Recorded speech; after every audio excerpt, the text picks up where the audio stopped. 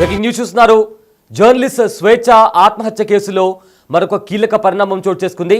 అయితే ఇప్పటికే స్వేచ్ఛ తల్లిదండ్రులు పూర్ణచందరే తన కూతురు చనిపోవడానికి పూర్ణచందరే కారణం అంటూ కూడా ఆరోపించారు. ఈ నేపథ్యంలో పూర్ణచందర్ పైన పోలీసులు పలు సెక్షన్ల కింద కేసు కూడా ఫైల్ చేశారు. అయితే ప్రజెంట్ అయితే పోలీసుల ముందు పూర్ణచందర్ లొంగిపోయారు.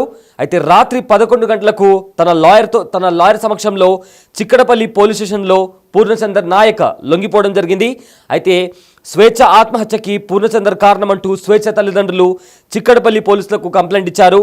సో దీంతో పూర్ణచందర్పై కొన్ని సెక్షన్ల కింద కేసు ఫైల్ చేశారు చిక్కడపల్లి పోలీసులు. అయితే పూర్ణచందర్ నిన్న రాత్రి 11 గంటలకు పోలీసుల ముందర లొంగిపోయారు. అయితే ఆయన లొంగిపోయే ముందు ఒక లెటర్ని కూడా రాశారు. బిటీవీ స్క్రీన్ పైన పూర్ణచందర్ చిక్కడపల్లి లోపలికి వెళ్తున్న దృశ్యాలను కూడా మనం చూస్తున్నాము. ఆయన తన లాయర్తో కలిసి చిక్కడపల్లి పోలీస్ స్టేషన్కి వెళ్ళి అక్కడ పోలీసుల ముందర లొంగిపోయారు. అదేవిధంగా తాను పోలీస్ స్టేషన్కి వెళ్లే ముందు ఒక చాలా పెద్ద లెటర్ని కూడా రాశారు. ఆ లెటర్ కూడా మనము బిటీవీ స్క్రీన్ పైన చూస్తున్నాము. ఎస్ అయినా మొన్న నైట్ స్వేచ్ఛ జర్నలిస్ట్ ఆవిడ తన ఇంట్లో ఆత్మహత్యకు పాల్పడింది. అయితే నిన్నటి నుంచి కూడా వాళ్ళ తల్లిదండ్రులు స్వేచ్ఛ పేరెంట్స్ కూడా పూర్ణచందరే స్వేచ్ఛ మరణానికి కారణమంటూ కూడా చిక్కడపల్లి పిఎస్లో కంప్లైంట్ ఇచ్చారు. అయితే దీంతో నిన్న రాత్రి 11 గంటలకు పూర్ణచందర్ చిక్కడపల్లి పోలీసుల ముందర కూడా లొంగిపోయారు. అయితే తన లాయర్ సమక్షంలో ఆయన చిక్కడపల్లి పోలీస్ స్టేషన్కి వెళ్ళారు.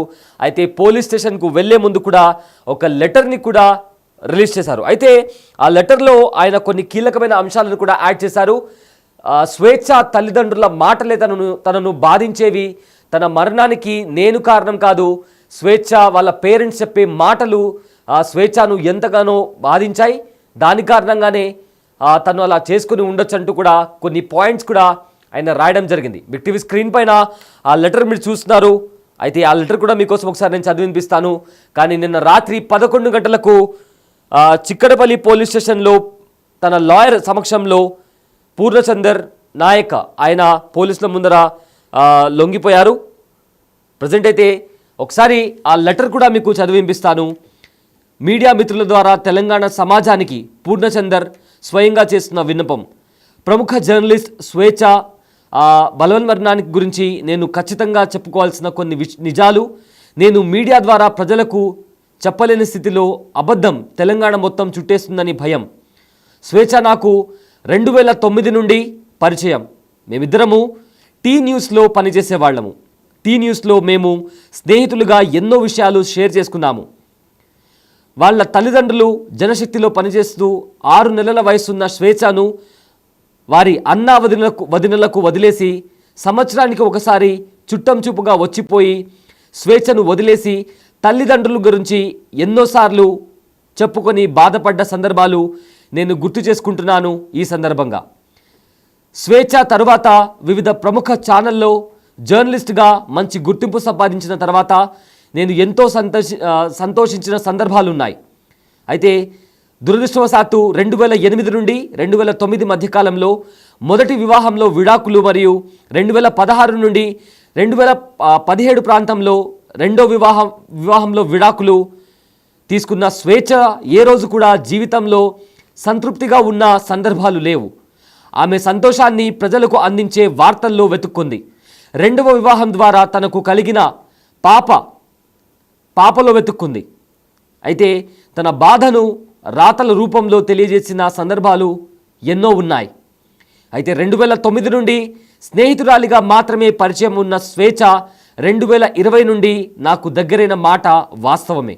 2017 రెండవ వివాహం ద్వారా జరిగిన విడాకుల తర్వాత హైదరాబాద్ రాజ్నగర్లో వారి తల్లిదండ్రులతో ఉంటూ పూర్తిగా డిప్రెషన్లోకి వెళ్ళిపోయిన మాట కూడా వాస్తవమే.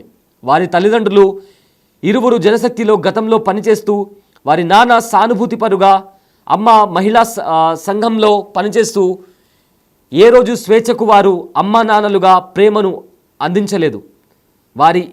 వారు ఇరువురు పెట్టుకునే గొడవలతో రామ్నగర్ ఇంట్లో ఉండలేకపోతున్నా అని నాతో చెప్పుకున్న సందర్భాలు నా కళ్ళ ముందే మెదులుతున్నాయి. చివరికి 2020 సంవత్సరంలో తల్లిదండ్రులతో ఉండలేక కవాడిగుండలో తాను సొంతంగా అద్దెకు ఇల్లు తీసుకొని 2022 ప్రాంతంలో తన పాపను కూడా వారి తల్లిదండ్రుల దగ్గర నుంచి తన వద్దకు తెచ్చుకుంది. ప్రతిసారి ఒక్కటే బాధ వ్యక్తం చేసేది, నా లాంటి జీవితం నా పాపకు రాకూడదు, నా పాపను తల్లిగా నేనే దగ్గరుండి చూసుకోవాలి అని చెప్పేది. 2022 నుంచి దాదాపు పాప బాధ్యతను పూర్తిగా నేనే తీసుకున్నాను. ఆమె చదువు, ఆమెకు కావాల్సిన అన్ని అవసరాలను దాదాపు ఒక తండ్రి స్థానంలో బాధ్యత తీసుకున్నాను. పోయిన సంవత్సరం ఆ పాప మెచ్యూర్ అయినప్పుడు స్వేచ్ఛ బాధపడకుండా, అరణ్య బాధపడకుండా నా సొంతంగా 5 లక్షల రూపాయలు ఖర్చు చేసి ఫంక్షన్ చేయడం జరిగింది. ఆమె గత 5 సంవత్సరాల నుండి డిప్రెషన్ నుండి బయటకు రావడానికి, యాంగ్జైటీ, ఎమోషనల్ టెండెన్సీస్ నుండి బయటకి రావడానికి ఎన్నోసార్లు హాస్పిటల్కి తీసుకెళ్లడం, స్కానింగ్, మెడికల్ రిపోర్ట్స్ అన్నీ కూడా కవాడిగూడ తన రూమ్లో ఉన్నాయి. అరణ్య పాప నన్ను పూరి అని ముద్దుగా పిలిచేది. స్వేచ్ఛ నా దృష్టిలో అన్నీ ఉన్న అనాథ. అమ్మా నాన్న 6 నెలల వయసులో వదిలేశారు. 2 పెళ్లిల ద్వారా తనకు మోసం జరిగింది. 2 పెళ్లిల విడాకుల తర్వాత తన పాపతో జీవితంలో పూర్తిగా డిప్రెషన్లోనే ఉంది. స్వేచ్ఛ అనాథగా బాధపడకూడదు. స్వేచ్ఛ మరియు అరణ్య సంతోషంగా ఉండాలనేదే నా ఉద్దేశం. నేను అదే కోరుకున్నా. తన పాప అరణ్య నా పాప అయిపోయింది. పూర్తి బాధ్యత తీసుకున్నా. ఉప్పల్లోని కేంద్రీయ విశ్వవిద్యాలయంలో పాపను జాయిన్ చేయించాను. ఫీజులు కడుతూ వస్తున్నా. అరణ్య పాప ఇప్పుడు 9వ తరగతి చదువుతుంది. నాకు స్వేచ్ఛకు అరణ్యకు ఎటువంటి విభేదాలు లేవు. మీడియా ద్వారా అరణ్య పాప మాటలు నన్ను బాధించాయి. ఈ నెలలో స్వేచ్ఛ ఆమె దేవుడిని పెద్దగా నమ్మకపోయినా ఒకసారి అరుణాచలం తీసుకువెళ్ళమని అడిగింది. అయితే సంతోషంగా అక్కడ తీసుకెళ్ళిన తర్వాత స్వేచ్ఛ అక్కడ సంతోషంగా గడిపింది. సంఘటన జరిగే ముందు రోజు స్వేచ్ఛ వాళ్ళ అమ్మ నాన్న మరియు అరణ్య ఉంటున్న ఇంటికి వచ్చి స్వేచ్ఛ విషయం చెప్పగానే అతను అన్న మాటలు స్వేచ్ఛను పూర్తిగా బాధించాయి. ఆమెను పూర్తిగా అవమానించాడు వాళ్ళ నాన్న. అయితే ఇక్కడ అండర్లైన్ చేసి మరొక పాయింట్ని కూడా పూర్ణచందర్ రాయడం జరిగింది. అయితే 2 సంవత్సరాలకు ఒకసారి ఒక మనిషి తీసుకువచ్చి మీ అల్లుడు అని పరిచయం చేస్తే నేను తలదించుకోవాల్సి వస్తుంది. నాకు డబ్బులు లేకపోవచ్చు, కానీ PDSUలో పనిచేస్తున్న గౌరవాన్ని కోల్పోతున్నా అని స్వేచ్ఛ వాళ్ళ అమ్మ నాన్న చేసిన అనుచిత అగౌరవ వ్యాఖ్యలు ఆమెను చాలా బాధించాయి. నాకు చెప్పుకొని ఏడ్చింది. నేను ఇదే విషయం వాళ్ళ అమ్మ నాన్న వదినలతో ప్రస్తావించాను. అలా మాట్లాడటం తప్పు, వాళ్ళు కూడా తప్పని కూడా వాళ్ళకి కూడా అన్నాను. నేను స్వేచ్ఛ మరియు అరణ్యను చూసుకునే విధానం బంధువులు అందరికీ తెలుసు. స్వేచ్ఛ తన ప్రతి సోషల్ మీడియా హ్యాండిల్లో స్వేచ్ఛ పూర్ణచందర్ అని రాసుకుంది. నన్ను భర్తగా ఊహించుకుంది, పెళ్లి చేసుకోమంది. నేను స్వేచ్ఛ అరణ్యలను బాగా చూసుకున్నా. స్వేచ్ఛ జీవితంలో కోల్పోయిన ఆనందాన్ని ఇచ్చాను. ఏ రోజు ఆమె చావును నేను కోరుకోలేదు. మీడియా ముందు వారి అమ్మా నాన్నలు బంధువులు చేస్తున్న ఆరోపణలు అబద్ధం. నేను ఏ రోజు పెళ్లి పేరుతో మోసం చేయలేదు, ఒత్తిడి చేయలేదు. నేను ఈ లేఖ రాయకపోతే తెలంగాణ సమాజం అబద్ధం నిజం అనుకునే ఆస్కారం ఉన్నది. చిన్నప్పటి నుండి క్రమక్రమంగా ఆమెను అవమానించి ఒంటరితనానికి, ఆమె మానసిక స్థితికి నేను కారణం కాదు. పోలీస్ వాళ్ళు నా కుటుంబ సభ్యులను పోలీస్ స్టేషన్కు పిలిపించి బెదిరించి పూర్ణచందర్ వచ్చే వరకు మీరు పోలీస్ స్టేషన్లో ఉండాలి అని చేసిన విధానం నన్ను బాధించాయి. నేను నిర్దోషిని. కోర్టుల్లో చెప్పే నిజాలు ప్రజలకు తెలియవు. అందుకే మీడియాను ఆశ్రయించాను. Law will take its own course. I believe in law as a law abiding citizen. Thank you. So ఈ రకంగా పూర్ణచందర్ ఒక లేఖను రాసుకొచ్చారు. అయితే తాను ఎప్పుడు కూడా స్వేచ్ఛను బాధించలేదు, పెళ్లి చేసుకోమంటూ కూడా ఒత్తిడికి గురి చేయలేదు. ఎప్పుడు కూడా స్వేచ్ఛకి తోడుగా ఉన్నాను, అండగా ఉన్నాను. స్వేచ్ఛ నన్ను తన భర్త అనుకుంది. స్వేచ్ఛకి పుట్టిన పాపని కూడా నేను నా సొంత కూతురిలాగా కూడా భావించాను అంటూ కూడా ఆయన రాసుకొచ్చారు. అయితే ఇదే విధంగా ఈ లెటర్లో ఆయన తన పేరెంట్స్కి సంబంధించి, స్వేచ్ఛ పేరెంట్స్కి సంబంధించి కూడా చాలా విషయాలు చెప్పుకుంటూ వచ్చారు. అయితే నిన్న కూడా స్వేచ్ఛ వాళ్ళ పేరెంట్స్ పూర్ణచందర్ను ఉద్దేశిస్తూ కూడా చాలా ఆరోపణలు చేశారు. అయితే వాళ్ళ పేరెంట్స్ ఏం మాట్లాడారో ఒకసారి విందాం. పెళ్లి చేసుకుంటానని 3 సంవత్సరం వెంబడబడి 3 సంవత్సరాలకు ఆమెను కన్విన్స్ చేసిండంట. చేసి అప్పటి నుండి రిలేషన్లో ఉన్నాడు. ఇప్పుడు 4 సంవత్సరాల నుండి వాళ్ళు సపరేట్గా రూమ్ తీసుకొని ఉంటున్నారు. ఇక ఎప్పుడూ గొడవలు పడుతూనే ఉన్నారు. ఇక ఇట్లా గొడవలు పడి మొన్న 26 నాడు మా కూతురు, నానా నీకు నేను ఆయనతో ఉండలేను, నువ్వు వచ్చేసి రూమ్కు మాట్లాడటానికి అని చెప్పింది. నేను ట్యూన్ వేసుకుని నేను వెళ్ళిపోతా డ్యూటీకి, నువ్వు వచ్చి పూర్ణచంద్రతో మాట్లాడమని అంటే నేను సింగిల్గా మాట్లాడినామా, నువ్వు ఉండు, మీ ఇద్దరితో కలిసి నేను మాట్లాడతా అని చెప్పి ఇంటికి వచ్చేసి కూతురుతో ముందు మాట్లాడితే నాన్న ఇక నేను ఉండను, కరెక్ట్గా నిర్ణయం చేసేసుకున్నా, మళ్ళీ నువ్వు ఆయనతో మాట్లాడేటప్పుడు నువ్వు అడ్జస్ట్ చేయడానికి నువ్వు ప్రయత్నం చేయొద్దు నాన్న అని అన్నది. సరే నీ ఇష్ట ప్రకారంగా నా అమ్మ చెప్పినాక ఈమెతో మాట్లాడిన తర్వాత ఆయనతో పూర్ణచంద్రతో నేను బయట కూర్చొని మాట్లాడినాము. ఆ టైంలో మా కూతురు కూడా వచ్చి కూర్చున్నది.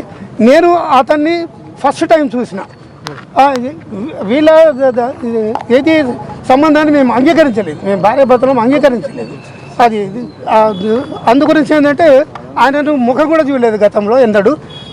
మొన్న 26 నాడు మాట్లాడేటప్పుడు చూసిన. కూర్చుండగానే ఏమని చెప్పిండు, అంకుల్ నేను 5 సంవత్సరాల నుండి మేము కలిసి ఉంటున్నాము, మేము కలిసి ఉంటున్నప్పటికీ కూడా ఏంటంటే మధ్యలో గొడవలు అవుతూ ఉన్నాయి, ఇక ఇప్పుడు మేము కలిసి ఉండలేము అని చెప్పిండు. ఏ రకమైన గొడవ జరుగుతుంది అంకుల్? ఏ రకమైన గొడవలు చేస్తున్నది? ఇక వాళ్ళు ఏం గొడవలు చేసుకుంటున్నారో మనకు అర్థం కావు, చెప్పరు మనకు. గొడవలు మాత్రం జరుగుతున్నాయి. ఏ విషయంలో అనేది వాళ్ళకు స్పష్టంగా చెప్పలేదు. కొంతకాలము మా బిడ్డ కూడా మాతో మాట్లాడకుండా ఉన్నాము, ధైర్యంగానే ఉన్నాము. మా బిడ్డను మాత్రం కేర్ఫుల్గా చూసుకోవాలని బ్యాక్ నుండి చూస్తూ ఉన్నాం. ఎందుకంటే టీవీలలో అంతటా పేపర్లలో డైలీ న్యూస్ చూసి మా గుండె అంతా ఆవిసైపోతున్నది. మరి వాడు ఏమైనా చేస్తాడేమో బిడ్డను అని చెప్పేసి మాకు ఆందోళన కలిగింది. దాంతో ఏంటంటే ఎప్పుడు కంటికి రెప్పలాగా చూసుకుంటూనే ఉన్నాం ఆ బిడ్డతో. అయితే బిడ్డని ఏంటంటే మరి మేము వాళ్ళ అమ్మనాలతో వాళ్ళు మాట్లాడతామంటే, లేదు నాన్న నేనే మెయింటైన్ చేసుకుంటా, మీరు మాట్లాడుతానంటే నేను ఆత్మహత్య చేసుకుంటానన్నది. బిడ్డని ఆత్మహత్య చేసుకోవడం మాకు చూడలేము, నువ్వు ఎట్లన్నా ఉంటూ నువ్వు బతికుంటే చాలు, నిన్ను వెనకకెళ్ళి మేము చూసుకుంటుంటాం బిడ్డని. మేము వాళ్ళది ఎవరిని కూడా టచ్ చేయలేదు, వాళ్ళ జోలికే వెళ్ళలేదు. అదంతా ఇది 4 సంవత్సరాల నుండి సపరేట్ రూమ్ తీసుకొని ఉన్నారు.